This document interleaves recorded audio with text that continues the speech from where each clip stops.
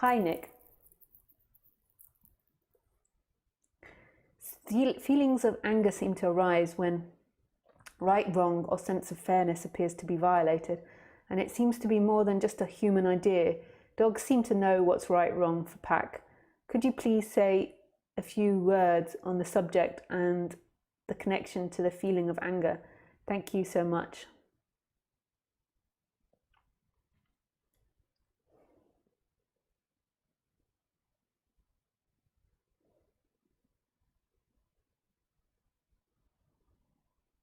I just have to imagine that situation.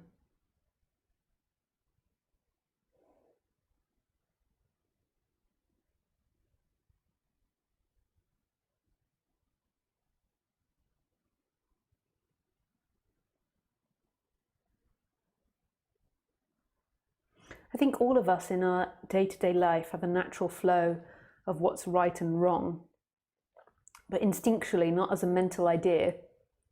So it's just instinctual that I put water in the pan and boil it and put the potatoes on.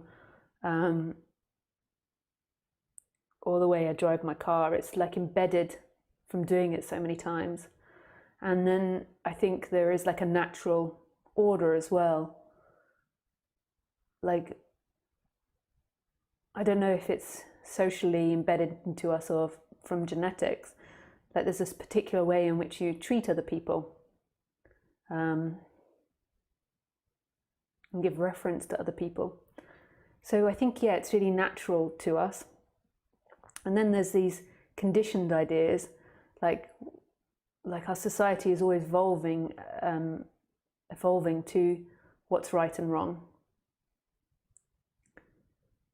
Like 50 years ago, it was considered really wrong for two men or two women to be a couple.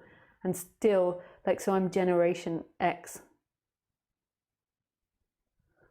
Sort of.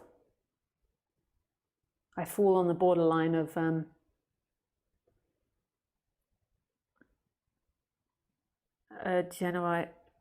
God, I always get these generation things muddled up.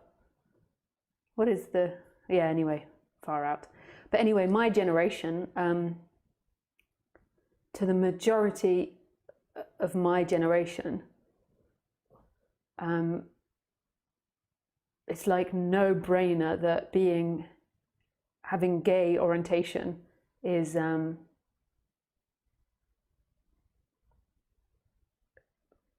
like normal. It's like not an issue for my generation.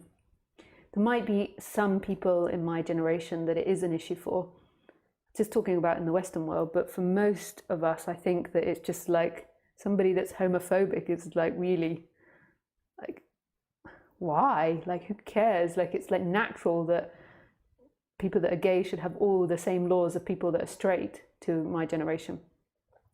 But to my mother's generation, it is still really controversial to their generation. But not to the whole generation. Like, I know there's people in that generation that's very liberal.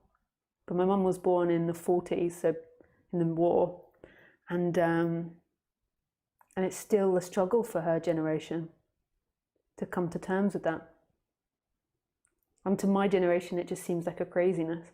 And then, there's no talking her out of that or people out of that, really. It's like really embedded. I mean, maybe you could, to an extent, talk them out of it. So we have that sense in our society of right and wrong, and it's always changing. So 50 years ago, being gay was wrong, and now it's not an issue at all. And now there's the whole transgender coming in about being gender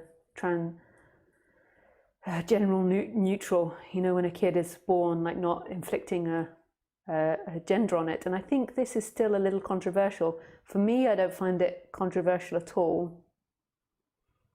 For my two close friends from childhood, I don't think they find it an issue as either, but I think maybe there's some that would be like, whereas the younger generation are maybe more into it. Something that I love that's coming with the new generation is that there is no rules about artists. like I was watching the other day this woman, and she just said she was 19 years old. Somebody sent her to me actually, really beautiful song, really original, really different, and she was larger in size, and like just when I was growing up, that was considered unacceptable, and it would be so difficult for that to break the boundaries. Whereas now, like I've watched her doing this festival, and there were like thousands and thousands of people in the audience, and she's such a cool dancer and just an amazing performance, and the crowd were just going wild. And I just was so proud and happy that the younger generation are doing that. There's just no rules. Like you don't have to, as a woman, in order to be a successful actress or successful singer, have to be this stereotypical slim, beautiful or symmetrical face. It just is no rules anymore, especially if you've got a lot of talent. It's all about more what the younger generation is originality and like finding their true voice. It's just brilliant. I love it.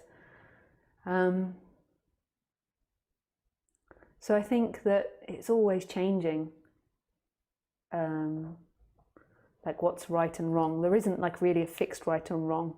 You know, in 100 years' time, people will look back at the way that we are and think that we're barbaric and like some of the things that we do, and they'll have new views on what's right and wrong. So it's always evolving and always changing. So there is no, basically what I'm trying to say by this long explanation is there is no fixed right or wrong. It's something that's always in change and flux. And something that you do now, society might praise you for, and something in 100 years' time, it might be considered wrong. So why am I saying that? You know, I never know, because I haven't got a fixed idea of where I'm going with you, Nick, but here I am off talking on a train somewhere. So then we come down to this feeling violated. So this right and wrong thing and this feeling violated. And this is really interesting. And to me, I would say this is most probably in the collective consciousness. And this is very personal, and it changes dependent on you. So in every circumstance, you are totally allowed to say yes or no to something, and to agree to something and not agree to something, and like something and not like something. So if you're walking along the street and somebody comes up and asks you for money and they're really poor, you are totally allowed to say yes or no. If you get home from work and then somebody expects you to cook, you're totally allowed to say yes or no. You might cause conflict because they might be expecting that of you and they might be angry with you. But in every circumstance, you're allowed to really feel what it is that you want and really able to express that. And I'm not talking about being arrogant, like and not compromising. You can also compromise as well. But we're often not taught that. What we're often taught in society is that we have to behave a certain way, and everybody has a unique setup of what they believe that certain way is, dependent on the way their parents taught them. So if I just give an example, like some people might be taught that from their parents that they always have to work all the time. They can never sit and do nothing. Therefore, a lot of their yeses and nos will be on that, like always feeling like they have to live up to working and doing something and being productive. And then, because that was the way you brought up, you might also carry this moral bar for whoever you live with, of the way that they always have to be doing something, they have to be productive. So that's one. So if you go into a relationship, say, so one person comes in with that dynamic, and then the other person comes in with the dynamic is that that you always, like, what's another dynamic? Okay, I have to use my imagination. Someone else might come in with a dynamic in a relationship that saying no is a really aggressive thing to do. So if you say no directly, it's super aggressive. Like that's really an insult to the other person if you say no. So therefore, it's more polite to sort of pretend. So if they come in and somebody says, oh, do you want to cook dinner tonight? And they don't want to, rather than saying no, they say maybe, and they just keep deflecting and deferring it. So then you've got these two dynamics in a relationship, and then they're both looking at each other through these dynamics and then judging each other through these dynamics. And there's nothing wrong with that. That's how we're brought up and how we're conditioned. And suffering actually is the belief that that's who you are, is this energetic contraction into who you are. It's not your fundamental conditioning, that's conditioning. That's just conditioning, that you were brought up to believe those things and they were brought up to believe those things. But when they cause conflict in relationships, you can always look to recondition them. And you also might find that you are identified with them, that when you believe that is who you are, it becomes super important that the other person behaves in another way. So all the identity might make that really intense, and then it like seeks to always get the other person to validate it or appreciate it or whatever it is that it believes. And to this person that can't ever say no, it might feel like if it says no, it's like the ultimate insult and the ultimate like kick out, and therefore it's so insulting to say there. It's like, to them it's like a big seeking to avoid no at all costs, because it's like absolute abandonment.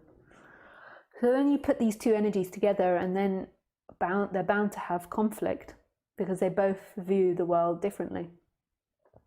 And then what a good relationship is to me now, after 4 or 5 relationships, like long relationships, I now realize that the best relationship is one where you can openly look at these things and then grow and expand together. So openly look at your dynamics.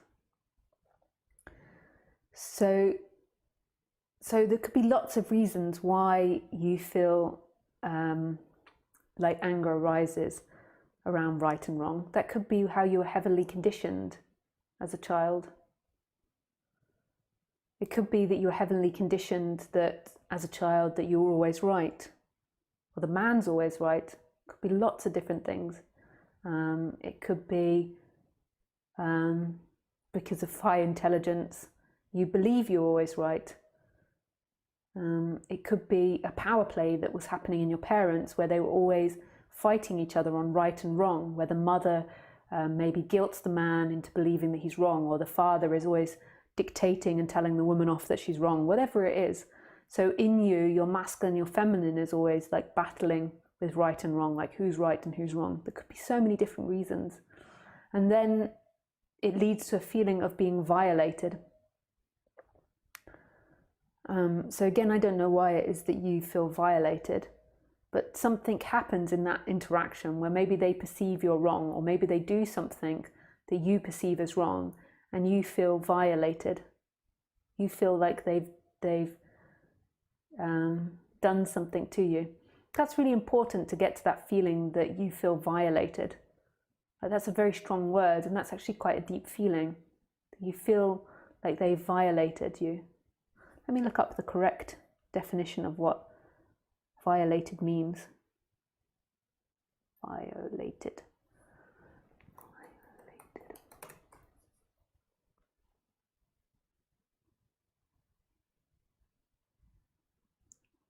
Vilo. Violet. Oh no, did I just knock out my speaker? Hello? Oh no, good. Vile, violated. Definition.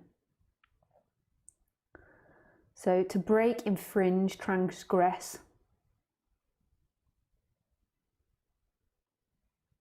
A rule, agreement, promise, instructions. To break upon or disturb rudely, interfere thoughtlessly with. To break, pass, force. To threat, irrelevantly or disrespectfully, to molest sexually, especially rape. So it's really strong, the word violation. So to me, I would work with that, and I would see and connect where it is that you felt violated in your past. Like, did you get hit as a child when you were right or wrong? Did you see your parents hit each other over this? Did something happen in your family because of a right or wrong? Were you shamed a lot when you were growing up? Were you taught? And just connect it to your childhood, to what happened in childhood. And you can even connect it to last lives if you're into that type of thing. Like, you might find in your last life that you had experiences of being beaten or caged or prisoned for something in right or wrong. And just keep working with that feeling of violation. So the reason that anger comes up more than likely is the violation makes you feel very vulnerable. And then the anger comes up as a protection. So it's the way you're protecting yourself. And that was what my anger used to be about. So mine used to be that I had boundaries. My boundaries were crossed, and I kept letting them be crossed. And then eventually anger would come up as a boundary to protect myself. But it was too aggressive and too much. Then I became the abuser. Like if I needed to establish the boundaries earlier on. So that's how you work with it. And then you place where it is in your body. Like, where do I feel violation in the body?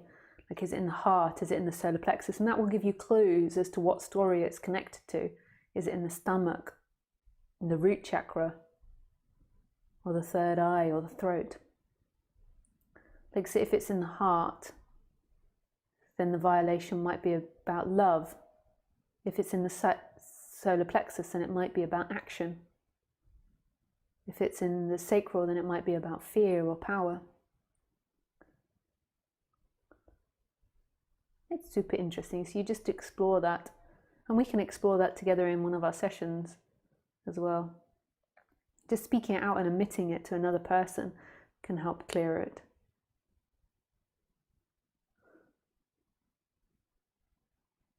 I'm not really doing anything with it, but just verbalizing it, having it heard.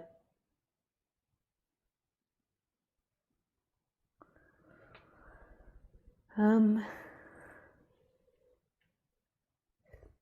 all of this investigation into the anger, bit by bit, will begin to break it and transform it. And then the biggest part is seeing that that isn't you. That's the big change.